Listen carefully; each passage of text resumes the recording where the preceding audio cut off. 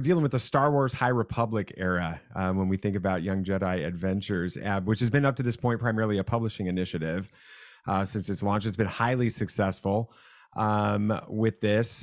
So my question, I guess, is when you decided to produce a animated show for preschoolers, why did you decide to choose this era of the Star Wars timeline for these stories? No, that's a really good question. I mean, first, doing this show was something that we always felt, well, it's the youngest we've ever gone. And I think we all felt that if we did it, we had to do it right. So there was a lot involved in making the decision to do that. Some of it was to ensure quality, to ensure that we were like maintaining the legacy of Star Wars, and that it felt like, this was no way a step down. This was an honest expression of the franchise, and like felt like the perfect first step on, into a larger world. But as we were assessing the different points in the timeline, it was a matter of where's the best place to suit this. And the thing about the High Republic that we always loved was that it really can be the era of the Jedi at their height. The Republic, when it's functioning and working before corruption is sort of set in, a time where Jedi are truly aspirational. And so for a kid show really going into that Jedi fantasy, it felt like this is the time to celebrate that and to lean in. The other element of the High Republic that we always thought was really great was this idea of Jedi Temple outposts, right? And the idea of being able to go out and connect with the Outer Rim and different cultures as hyperspace lanes are becoming connected. And it felt, I was just saying this to Michael, it felt like, it was the perfect metaphor for kids taking their first steps into school, preschool, going out into the world, first few grades. It felt like that concept really lent itself well to little kids going out and letting the Jedi teachings become great teachings for life in general. So it's an era that's bright and hopeful, and felt like the right place for this. Mind you, the Nile won't be attacking Canoe. Therefore, so none of that is happening here. It's right in the show time. That's awesome. Well, Michael and Lamont, thank you for being on the show. We're super excited to have you as part of the Tatooine Sons family now. So thank you for being on here. I'm curious, I'll start with you, Michael. We're dealing with, like James was just talking about, we've got scary stuff in the High Republic. I mean, I having conversations with Cavan Scott in the past and some of the crazy things that he's done with this, right? You think about having a story for little kids in this, and it seems like it may not always fit, but there are so many amazing principles and themes within the High Republic that actually really fit into trying to teach children life lessons and about teamwork and all of those different types of things. Can you share some of the things that you guys were specifically trying to bring in from the High Republic, those principles, and how you brought those into the show? Sure. Yeah. I mean, definitely. I love Cavan. He's amazing, but boys, he can get a little intense sometimes. One of the wonderful things about, being in the High Republic is that, the Outer Rim is largely unexplored. And so we got to find a little corner of the Outer Rim where our Jedi can kind of exist almost in their own little pocket of the galaxy and have their own adventures without being impacted too much by the events around them. But in terms of the themes of the High Republic, I think those themes are actually also themes that are core to Star Wars in general. Things like optimism, teamwork, selflessness, self-discipline. These are kind of timeless, universal values that George Lucas worked so intentionally into Star Wars. And really it felt important to everyone here and everyone on my team that we kind of carry those values forward. If this was going to be a Star Wars show and really feel Star Wars, we wanted to have the starships, the lightsabers, the Jedi, all the fun stuff but it really also had to speak to those core values, both in the lessons of the episode and the overt lessons, but also in the way that our characters interacted too, so that we saw them treating each other with kindness, helping each other out, keeping an open mind and an open heart. So it's been a real pleasure to set the show in this timeline, and also just a real I'm still pinching myself that we get to tell stories in this galaxy and convey those values. Yeah, it's just wild. Yeah, that's pretty awesome.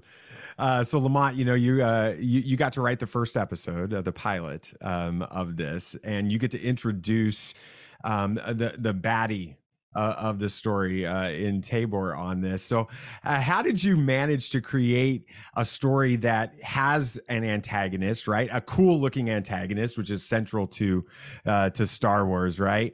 That is a pirate, so you've got very Nihil vibes with that. But he's going to get away. He's not going to be defeated in the traditional sense at the end of every episode. What was it like writing that character in there and kind of developing that in that pilot? I think Tabor is the kid. He's the bad kid in school that is not really a bad kid. He just had a bad day, or like if you just give him enough patience and enough love, and he eventually come around. So I kind of wrote that character as acting out for attention, but not really a bad person. And the kids, he's a really good mirror for the kids. So where they are disciplined and self-controlled, he's literally running on emotion. And I feel like eventually we'll see the kids, they have to learn patience, and kids watching the show will learn to be patient. And sometimes things don't go the way you want them to go. Sometimes your little brother steals your toy and runs away and hides it, but you can't hit him for it. Like you have to be patient and you have to show love. And eventually, hopefully, they come around. But if they don't, it's okay too. But hopefully they come around. But Tabor is just that kid. He's, I really feel like, he's going to take you on some twists and turns this season, but it'll be interesting. Let's just put it that way. So whenever we watch any new Star Wars bad guy, right? You've got, I can remember specifically, this was the big argument with Kylo Ren, right? It's now the argument with Crosshair in the Bad Batch. Is there a redemption story in store for those bad guys? So is there a redemption story necessary for Tabor, or can we see him come to the light side, do you think? Obviously speculative at this point for any of you. What are your thoughts on that? I'll take this. Look, redemption stories are certainly core to what Star Wars is. I'm not going to say whether or not he'll be redeemed. I think, like Lamont said, we've got some pretty big surprises in store with this character. But one of the great things I'll say is his relationship with Kai is interesting, because Kai, much like Luke Skywalker, especially in The Return of the Jedi, will come to see a light in Tabor, some goodness, some tiny spark of hope within him. And I think, Kai will maybe see it as his Jedi opportunity, his Jedi challenge to bring that light out, from within him. Whether or not he'll be able to fan those flames or not, I don't know.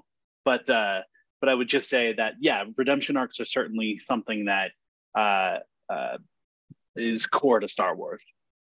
So at the end of every one of our podcast episodes, we always have what we've come to call a dad moment, where we take something from our conversation that I have with my two sons every single episode, and I synthesize it in a final thought for this. What's the dad moment from season 1 of Young Jedi Adventure? What's the big life lesson from this season? Oh, wow. Do you want us all to answer that? Oh, yeah. Whoever wants to answer it. Sure. Yeah, I think Michael. Yeah, I can do that. I mean, I have one. Yeah, you talk about the dad moment. I call it our Danny Tanner moment. For yeah. Yeah. Look, almost every episode has that moment where we kind of summarize the theme. But man, there's a lot of undercurrent themes in the whole season.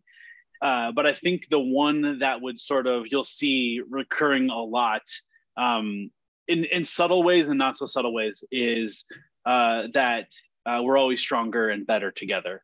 And that's something that we see even in that first episode, Kai has to come to grips with, and he'll keep kind of learning that lesson in varying ways throughout this season. So I would just say the power of teamwork and the power of working together. Yeah, I mean, I think that's right. I think it's important to say that all the episodes really do come from a place of, some reflection on the human experience and the lesson from it. I think, Michael works really hard. Michael and his team work really hard to show that. And I think that they might be Jedi younglings, but they're still younglings. They're still kids dealing with the emotional reality of that. And I don't know, the one that I love is the 101B, the second part of the first episode. And it's really the idea that Kai thinks he needs his lightsaber because, he chooses that over saving his friend at the opening. And it's not really from a selfish place as much as it is from a place of, he doesn't want to fail, and both choices seem like it's a fail, but ultimately what he learns is that his friends are what matter. The things, no one's going to judge you by the object, right? It's really the choice that's going to help others. And it's that sort of classical Star Wars, selfishness versus selflessness moment. But then it's okay, he realizes that like the failing in the opening is okay. And he will grow and he will learn from that. And that's always what you hope for your kids. I think to piggyback on what James said, and what Michael said, that's the thing. It's like we're stronger together.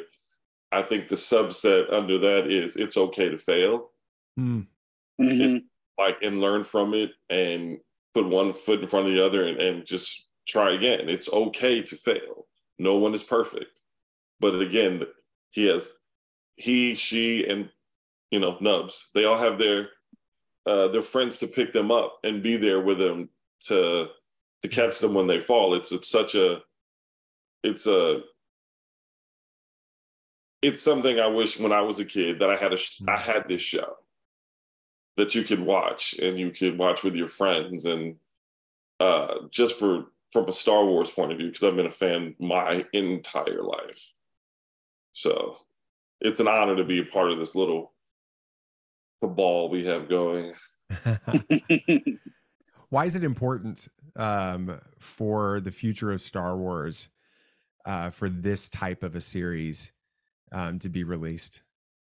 Yeah, I think that's the right question to ask in many ways. And I think the beauty of this moment, I think, for the franchise is that there truly is a Star Wars for everyone. And I think we look at it that way internally. And Star Wars is such a cross-generational experience, and everybody has their Star Wars. My little cousin, loves Rex. That's his Star Wars. That's his hero. Right. Mine was Luke Skywalker and Han Solo. Whole generations are come from the prequels and have those reference points, and that will forever be, I think. And the one thing we realize is that, as a dad, I wanted to share Star Wars like right out of the womb with my kids. Right. And at the right time, because this meant so much to me. And having the ability to kind of bond through this galaxy I love was a big part of it. So the little golden books was my lifeline, but I wanted something that could be the show that they could love for them, not just dad passing it back and saying, hey, you have to watch this thing I love. I wanted there to be something that they love. And I think we all felt that was an important thing on the path of Star Wars content, something that could help ground the elements of Star Wars, the themes, the values, the things that really, are foundational to the experience of what Star Wars would be. So kids could see themselves in it and fall in love with content that's made for them, and then graduate to the different forms of content that's out there, you know, from amazing content with Bad Batch or Tales of the Jedi, you know, to all the D+ shows and all the movies we're going to make. I think these things live in concert together and are part of a cycle of fandom. And so I think it's important to keep that cycle going, so that, you know, 30 years from now, some kid raised on this show who went down and experienced all the amazing things we have to come is sharing something with their son or daughter. Yeah, it's interesting because we were when my son Nathan was interviewing Juliet and them earlier, one of the things that he was talking about was when he was a kid, you know, which he's 17, so he's still a kid. But anyway, when he was a kid, Dad wanted to watch Star Wars, but he didn't like it. He didn't like the original trilogy. He didn't enjoy watching it at 6 years old, and how he wished that there was something like this out there back then. And now he's excited that that's going to be available with it. That's great. I have this. I'm going to jump in really quick, just with a funny anecdote, real quick. Yeah, Juliet, who plays Liz, had a similar experience, and you know, she's been a part of our show now for almost 3 years that we've been working on this, and she went back and revisited the original trilogy late last year, and was like, wait. Oh, that's in our show, but that's in Star Wars. And I was like, that's it. That's what I wanted. And so I think she got a new appreciation for the original trilogy because of her experience on our show. And I certainly hope that, you know, other kids get that same experience. Yeah. One last question before we let you guys get back to all of these other conversations that you still have to have, I'm sure. With it, do you have a memory or a recollection of being a kid watching Star Wars with a family member, like a dad or a parent or an older brother or sibling or aunt or someone like that you look back and you're like, man, that made it really special? And if not, what would that have been like for you had you had that kind of an opportunity? My father took me to go see Empire Strikes Back when I was 3 years old. He loved the first Star Wars. My dad made documentary films and really loved the movie. And what he loved about it was, like, you know, George is that film is such a collage. There's so many incredible cinematic influences. And so he was really inspired by the movie craft of it. So he took me to Empire Strikes Back and had no idea really what to expect. And my brain like blew up with the like, oh my gosh, look at all those aliens. This is real. Like, this feels so real to me. And then the thing that was so cool about it was I shared that with my father, but then I came home and for Christmas, I got a bunch of Star Wars toys and I was able to continue the storytelling and I was making the stories, and these stories kind of lived on. And my dad would ask me, you know, what was it? What happened in Star Wars today? And I was making it up, you know, and telling him. And so, you know, that'll always mean a lot to me. And the idea that other kids can have that experience is something that it feels very satisfying. And I hope it brings them the wonder it brought me. So I remember I was probably 8 years old. I grew up in a pretty bad neighborhood in South Central LA during the 80s. Was not a fun place to be sometimes. And I had a big imagination, and my mom knew that I used to make up stories and run around and just create all this, like, I was creating havoc in the house, but it was fun. So my bedtime was like 8:30. I remember this perfectly. And A New Hope came on CBS, and it's like probably like 83, because right around when Jedi came out. So my mother let me stay up late, and she did not like sci-fi. She didn't like genre, but she sat up with me and let me watch the entire Star Wars A New Hope, because, I mean, the fact that it was coming on TV, we didn't have to rent it. It was like right here. She was like, you're going to watch this and let's see if you love it. And my mother passed away years ago, like 20 years ago now, but that is a memory I will always have, her sitting next to me And she's not watching A New Hope. She's watching me watch A New Hope. And I was not tired. I was up she regretted it the next day because I fell asleep at school when she got a call. But didn't matter. Like it was a moment that I will literally never forget. And it just, like James was saying, it just made aliens existed and the world was so big and my world was so small where I was, because it was like, go to school, come home, don't leave our block. Like, and when you grow up in those neighborhoods, usually you don't get out. So like dreaming of something outside of where I was, that's where it started. And to now have a show because of these gentlemen coming out on May the 4th, and then other little kids who were in my situation can see this show. No words. Wow. Wow. Thank you for sharing that. That's amazing. I feel like we could just close on that. I'm going to give two very quick examples for me, for both my parents. The first one is when I was in high school, that's when the Phantom Menace came out. And my mom knew how much of a fan I was, and she surprised me by pulling me out of class. And we waited in line for hours together. That's a good mom right there. Yeah, exactly. It was pretty awesome, and we got to share that experience together, which was a blast. I mean, the just getting to watch that in the theater with the fans was amazing, and sharing that with my mom was incredible. And then the other one wasn't necessarily, my dad wasn't with me. I mean, he's alive still, but I bet in the 80s, we had a VHS player and we had recorded Empire Strikes Back as probably that CBS airing that you had. It was my dad's friend who had all the technology back then who recorded it for us. And he put at the beginning of that VHS a short film that my dad and him had made in high school. And so in order for me to watch Star Wars, I would have to watch my dad and his friends and the short film they won a few regional awards with up in Oregon. And so for me, the notion of Star Wars and filmmaking and my dad and all of those themes, it's all inextricably linked.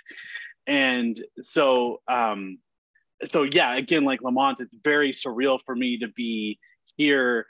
I mean, that's really what inspired me to become a filmmaker, and even know that was something that someone could do for a living. And so to be here presenting a Star Wars show for that young kid is mind blowing. It's such a gift. David, you know what I'll say is that it never gets old. I've been here 7 years now and worked on a lot of Star Wars, and it's still, you feel the honor and you feel the specialness of it. It's not like, you'd think I'd be like, another Star. No, it's always special. It's special on our side too. Yes. Hopefully I can say it's always special in 2 or 3 years. Yeah, exactly. You know what? It's our 5th show. It's always special. Thank you, gentlemen, for being a part of Tatooine Sons. You guys are great.